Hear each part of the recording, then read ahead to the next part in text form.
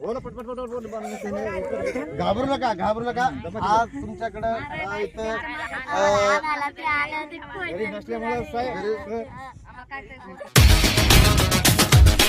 India के वक्त news channel में आपका स्वागत है मेरे दोस्तों। इंडिया के वक्त न्यूज चैनल आपको 2 दिन पहले एक न्यूज बताया था मैंने, जो आदिवासियों पे पूरे 3 गांवों ने मिलकर हमला कर दिया था।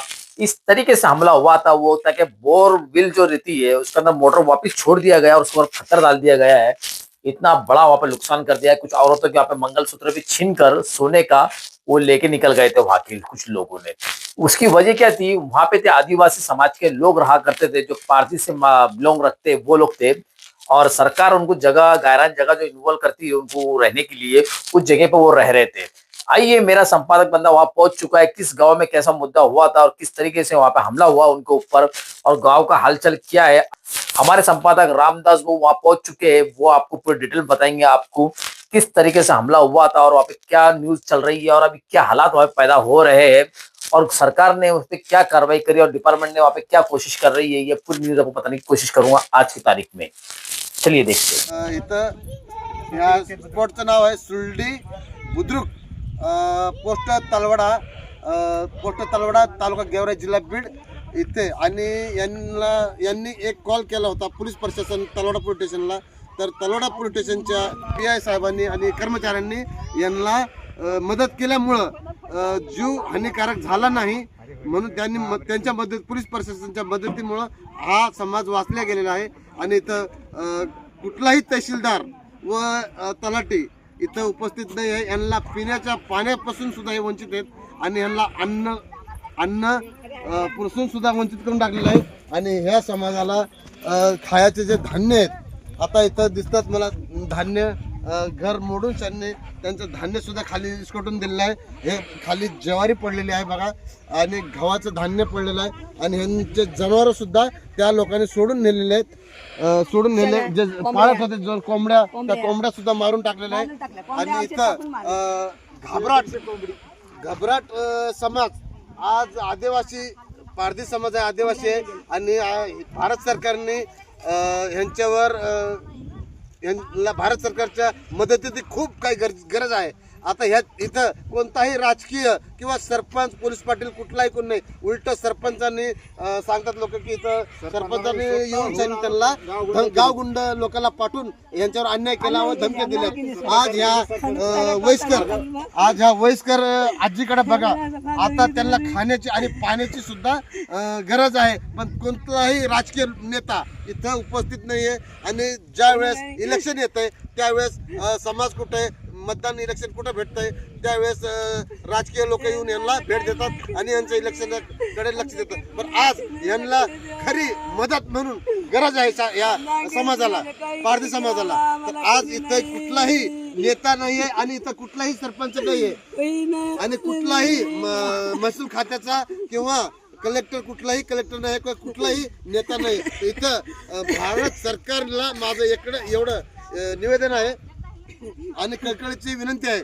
भारत सरकारला माझी कळकळीची विनंती एवढीच आहे की ह्या पारधी समाजाला न्याय मिळवून देण्यासाठी एकजुटीने कुठलाही राजकारण इथं आणू नये आणि कुठलाही कोणत्या गोष्टी आणू नये. फक्त एकच करा की सगळं एकजुटीने येऊन यांना मदतीची गरज आहे आणि ती मदत मिळून द्यावा हीच माझी विनंती आहे. प्रत्येक राजकीय लोकांना, आमदार, खासदार आणि मंत्र्यापर्यंत ही गोष्ट आज का पारधी वस्तीवर भेट देण्यासाठी वंचित बहुजन सेना, दलित आदिवासी महासंघ सेना पारधी समाजासाठी भेट देण्यासाठी आलेलो आहे मी, बुद्धाजी भोसले. तर यांचं म्हणणं ऐकून घ्या. विठ्ठल बाईस्तान काळे सुलडी येथील बुद्रुक राहत असताना गारान जमिनीत गावगुंड आणून सुलडी, गणेश नगर, चोपड्याची वाडी, शेलू आणि सरपंचांनी स्वतः आणून लोकांना इथं मार हाणून करून समजे लेकरावर हल्ला करून काहीच इथं राहू दिलं नाही सर. बोर वगैरे काही धान्य मुलीवर छेडछाड करण्याची सुद्धा प्रयत्न केले. स्वतः सरपंच आणून एक वेळेस नाही दोन वेळेस घटना झाली. आता दुसरी वेळेस आहे. काहीच राहू दिलं नाही. कोणाला लेकराला सुद्धा असं दाखवून मारून चट कुऱ्हाड्यानं कोयत्यानं गजानं मारून ऍडमिट झालेल्या दिष्टिमन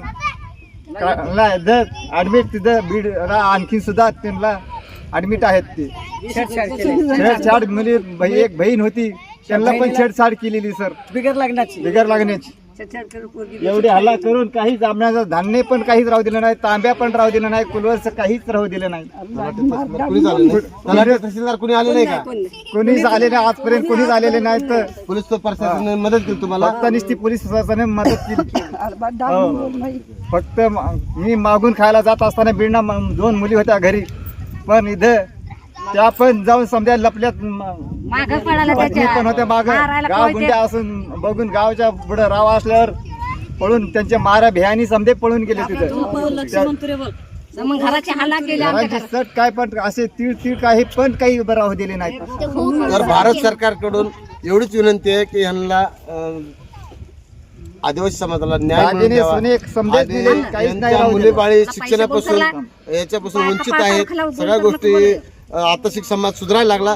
त्या समाजाला गावगुंड लोक पाठवून सरपंचांनी खूप अन्याय केला. आज यांना राहता कमीत कमी 10 वर्षापासून राहतात हे लोक, आणि तर बोर वगैरे शेती जमीन करून खातात. त्यांच्या बाजरी आणि गव्हाचं पीक आहे इथं दिसतंय. समोर बोर घेतलेले दिसतात.